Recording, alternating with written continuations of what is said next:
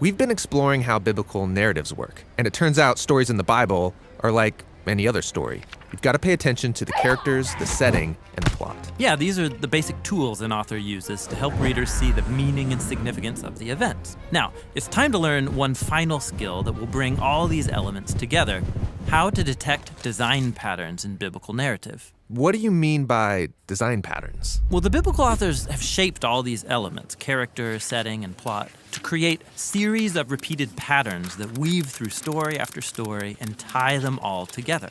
When you notice these patterns, you'll see how different stories across the whole Bible have been coordinated to emphasize key themes. This sounds interesting, but how do you know how to find a biblical pattern? Well, biblical authors do it subtly. The best way to catch on is to watch them embed key words and images that link stories together. Take, for example, one of the main themes of the Bible, the complex and tragic human condition. Okay. So let's start at the beginning, where God is making a really good world. Right, 7 times it says God saw that it was good. So those are clearly important words. Now watch. God appoints 2 characters named Human and Life to rule this world on his behalf, and they're told that everything is good for them to eat. Except for the tree of knowing good and evil. So then the humans doubt God, and in Genesis we read, they see that it's good to take this knowledge for themselves. Then we read, they desire to become wise, and then finally, they take what they want. And everything falls apart.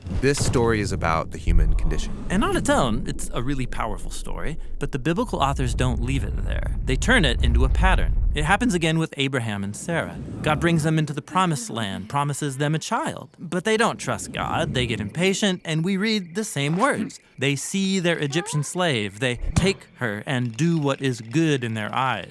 Do you get it? Yeah, the stories match. Then you get to Aaron at Mount Sinai, and we read how he sees and then takes the gold of the Israelites to make the golden calf. Or there's the story about Achan, who sees the gold of the Canaanites. He desires it and takes it for himself. This pattern highlights how one person's temptation can create suffering for many people. Exactly. It's just like the story of Saul, where we read that the Israelites see him.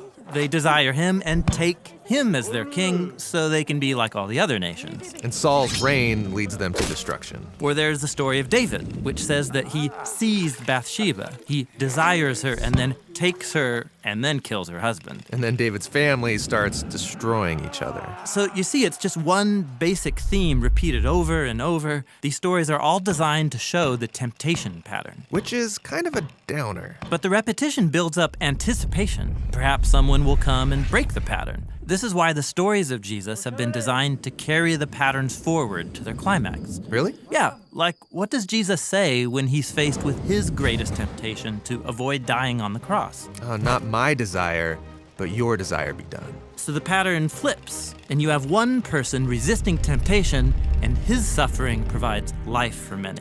Very cool. Can we do one more? Totally. How about a big one? How God brings humanity through chaotic waters into a new world. It starts on page 1, where God separates these dark, chaotic waters. Yeah, dry land emerges as a home for humans to flourish. Then the pattern reappears with the chaotic waters of the flood. God rescues this remnant, Noah and his family, through the waters so that they can step onto dry land and become humanity 2.0. Now, does that basic storyline remind you of anything else? Oh, right, the famous Exodus story. Yeah, exactly. That's when God saves his chosen people from Egypt by leading them through the waters onto dry land. While Pharaoh and his armies destroyed. The pattern repeats later with Joshua and the Israelites. They passed through the waters of the Jordan into the Promised Land. Yeah, you got it. So now you can see how later biblical authors will project this pattern into the future. Like Isaiah, he hoped for a new Exodus with a new king, leading God's people forward into a new creation. And in this repetition, the nations become the chaotic waters.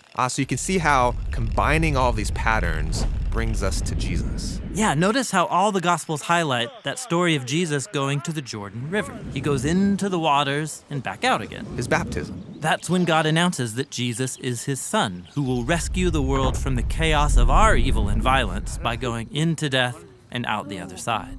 This is why baptism became such a big deal for Jesus' followers. It's about participating in this ancient pattern, going through the waters of death, following Jesus into the new creation. These design patterns seem really important. Yeah, they're actually the main way biblical authors have unified these hundreds of stories together. And every pattern develops a core theme throughout the whole biblical story that leads to Jesus. Great. That's biblical narrative, which makes up over 40% of the Bible. Now, another 30% is made up of ancient poetry. And learning to read biblical poetry is what we'll explore in the next videos.